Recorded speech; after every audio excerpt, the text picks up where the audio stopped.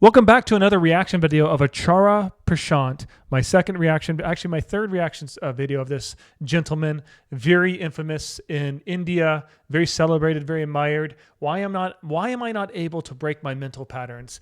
Very interested in this. Want to hear his philosophy, his strategies, his tools and tactics. And I'm going to provide a little bit of commentary, a little off-the-cuff speaking of how I'm interpreting that and how I can reflect upon that in hopes to expand his ideas in hopes to help you as well.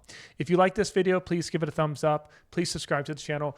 Please keep help building this tremendous and amazing community, and let's get started. Would you have asked this question had you not disliked the way the patterns pull you in? I dislike to be pulled. You dislike those patterns, right? Now you would probably expect that I would say that you know that the patterns are false and hence you dislike them and hence you must abhor them. I'm not going to say that. It is your dislike. I really like how he's associating not stopping the mental problems, but it's his own dislike, his own attachment to identifying with that the garbage within him is in him. And it's his own dislike towards it that keeps it, I think what he's going to allude to here, keeps it alive, keeps it important and special, and I have to pay attention to it because I dislike it. There's so much energy around it. But I think what he's creating here for the gentleman he's speaking to is clarity that, okay, this is really good. And I want you guys to hear me out because I think this could really possibly help anyone who watches this. Okay. So you're watching this person on YouTube, right? My name's Cody. Now, immediately, 90% of people are probably going to be completely indifferent towards me. There's no, I really like this guy, he's cool, or this guy thinks he knows it all, and you have a negative attachment. Positive attachment, negative attachment, okay? But when we're indifferent towards someone, we just don't care. It doesn't take any mental energy. So you walk past people all the time. They don't take mental energy because you're indifferent towards it. So what I think he's suggesting here is have an indifference towards the garbage of your mind, the thoughts. We all have garbage in us that comes. It's part of being human. It's part of our biological processes. But the moment we start giving negative attachment to it, right? But the moment we start getting angry and hating it and resenting it and making it a part of us. And so he's alluding here, and I really feel that if we're indifferent, it doesn't consume us. This is a truly very wise approach to the garbage within us. Very powerful. Of the patterns, that's your dislike of the patterns that shows that you do not know the patterns. Had you known the patterns wouldn't have dominated you. Right now, the very fact that you're asking this question means that the patterns are troubling you. You do not like that the patterns are able to suck you in, and yet you find that they have a hold over you. And you find yourself in conflict, and hence you ask this question. See how I said you allowed the patterns to suck you in. Suck you in. I guess that's a good way of putting it. So when we're indifferent, we don't have a positive reaction or a negative reaction. But when we hate somebody, we have a very negative reaction. That consumes life force, energy. It expands. And so it's kind of synonymous to the garbage within us that if we have a negative attachment to it, we're going to get sucked in by it. This is really great clarity. This question comes only because you do not know the patterns. Whenever you will know something, you will know it only as the truth. To know a pattern as pattern is to know a pattern as truth. To know the false as false is to know the false as truth. Beautiful. To know a pattern as pattern is to know the pattern as truth and hence to be free from the pattern. Because truth is freedom. Woo! Till the time you I like that. Truth is freedom, baby. It's so true. It's so true. keep calling a pattern, it will have a strange control over you. Wow. It will have. Till the time you keep calling a pattern, it will have a strange control over you. So he's saying that when you identify with the pattern and you feel that you can't get rid of the pattern, you have that negative attachment to it, you're not indifferent towards the pattern. It will have a strange control over you. It has a strange control, or it dominates you. It dominates you.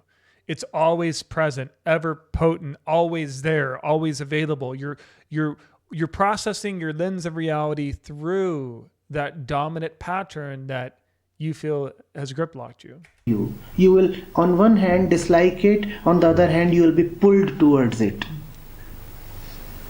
Wow. When you realize what the pattern really is, then it becomes a plaything. Becomes a playful thing.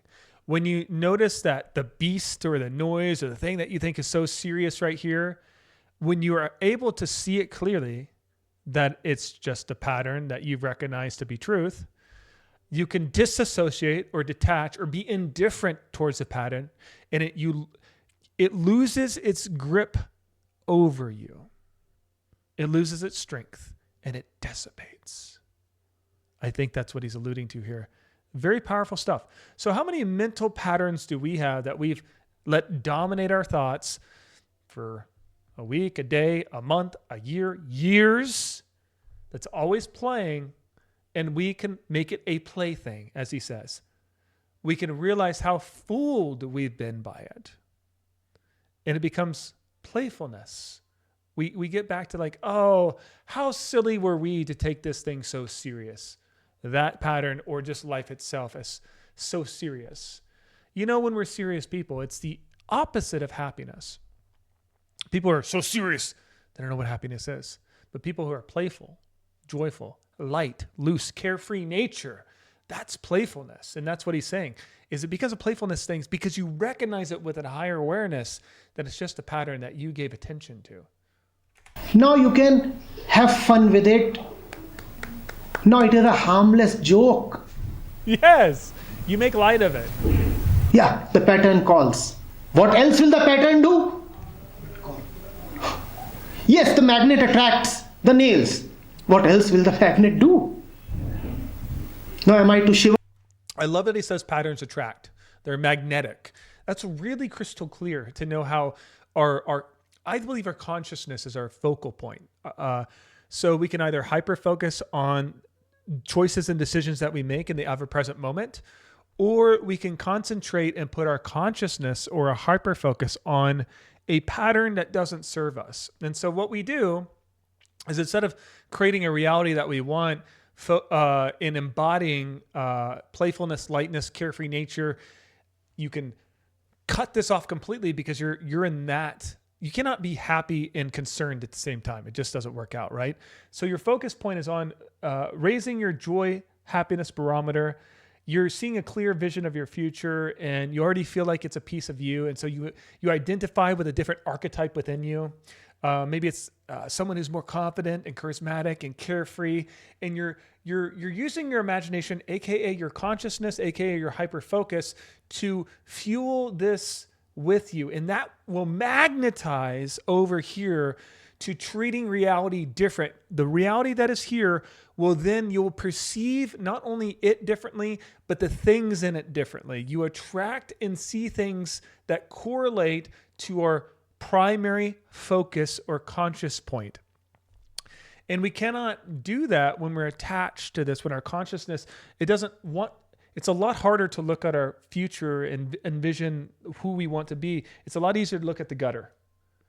The brain defaults to the gutter, it defaults to the ego. I need to protect and preserve myself, so it's going to go to the trash can. And it's going to tell you all the reasons why you should be scared, terrified, and why you're not remotely capable of doing anything with your life. So just stay comfortable and miserable. And so we just look at this and we listen to it. And without any mental training, mental rehearsal, meditation, mental guidance, we're just going to stare at this and it becomes us. We could become consumed by it. And our world of possibility turns into this little tunnel. And we cannot see beyond our fears because we have it on. We need to move it back over here. Indifferent. See you later. Get over there. We don't want to deal with you, and focus in on nourishment, vitality, aliveness, playfulness. This is amazing. I'm going to stop this video here because it's an incredible video already. And I don't want to lose out on this point because I want people to really watch this video for what this first part was. It's truly inspired a great, deep philosophical message that I hope can lift and elevate your standard and yourself and what you will focus on. It's a game changer. If you want to watch the entire video, I'll leave the original video source without commentary down below. There's also a donate link. I'm just starting this channel, not monetized yet, but if you feel like donating a few dollars a month to the channel, believe me, thank you so much. It goes a long way. If you don't want to do that, simply give it a like, give a comment, give a subscribe. These things help push the video out to a larger audience. The algorithm loves likes and comments. So I'd be truly honored to have have you take those actions and those steps. Thank you so much. I look forward to hearing from you guys in the comments below, and I'll catch you guys on the next one. Take care.